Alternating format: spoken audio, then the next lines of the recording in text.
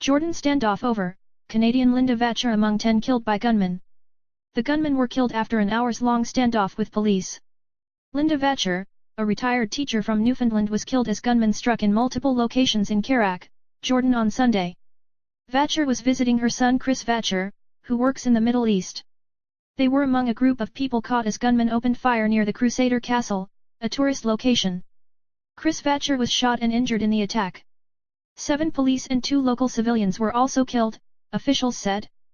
15 members of the security forces, 17 local civilians and 2 foreign nationals were injured.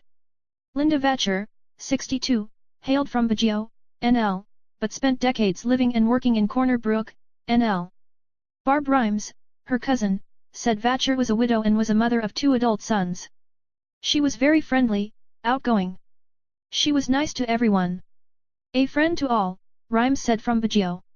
It's devastating. It has hit the town hard. My mind is not there right now. She was a beautiful person. She had been a regular volunteer at the Salvation Army Food Bank in Corner Brook for 5 years and dropped off a donation for the Christmas program shortly before leaving to visit her son, Food Bank Supervisor Jane Ash said. She said to us, "See you in a few weeks," and she was smiling, Ash said. And now she's gone. Ash said Vatcher loved passing out food hampers and had started a side project called Women Helping Women, where she would cook a big meal and invite women to donate personal care items to the food bank. She loved to care for others and did it in such a graceful way. Baguio Mayor Barbara Barter said Vatcher's mother and a younger sister still live in the community, and Vatcher came home each year for Relay for Life cancer fundraiser. Standoff at Castle. John Babcock, a spokesman for Global Affairs Canada, earlier in the day confirmed that Canadians were victims of the attack. Babcock said in a written statement, "Our thoughts and deepest sympathies are with the family and friends of the Canadian reported killed in Jordan today, and to all those affected." Canadian officials in Amman are actively working with local authorities to gather additional information and provide consular assistance at this difficult time. The Government of Canada stands ready to assist Jordan in bringing the perpetrators of this heinous attack to justice.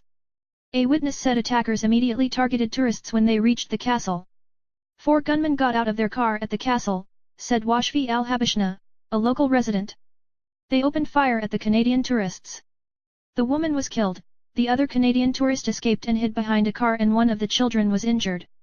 Al-Habashna said the attackers also targeted other people. Security forces engaged with the gunmen and cornered the gunmen at the castle gate, he said. Security officials said in a statement late Sunday that at least 4 gunmen were killed and that troops continued to search the area. The statement said large amounts of weapons had been seized. It made no reference to local media reports that at one point, the attackers had held hostages.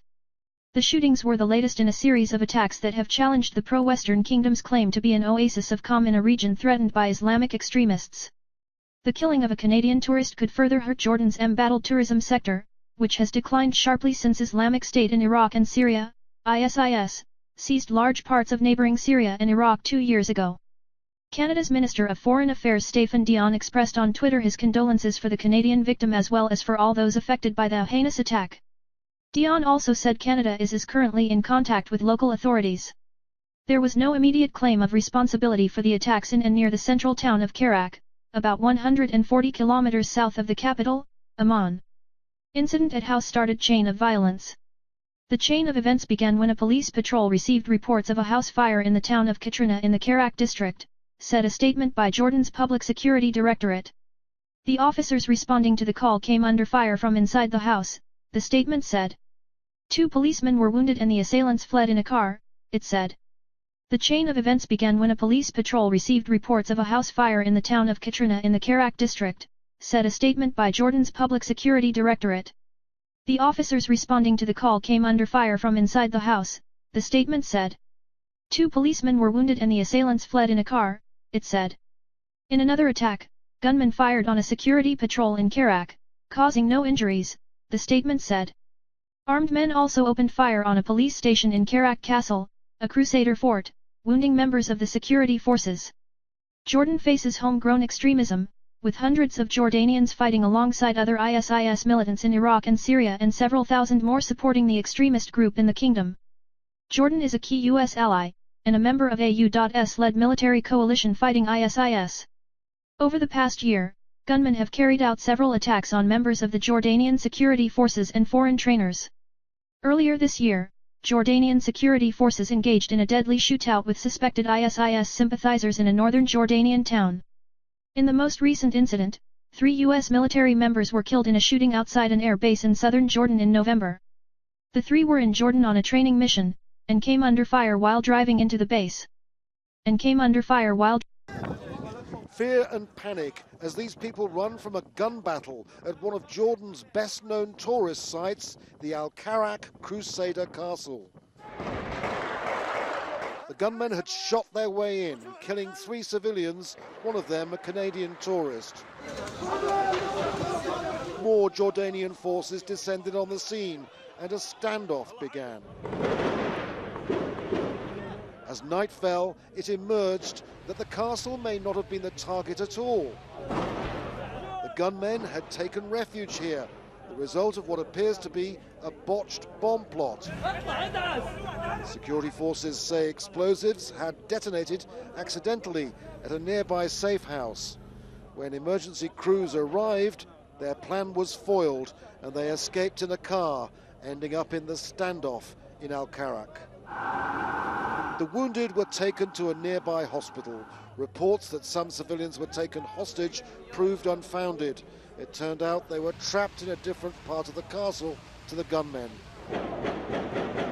Jordanian security forces were able to storm Karak and kill 4 gunmen inside.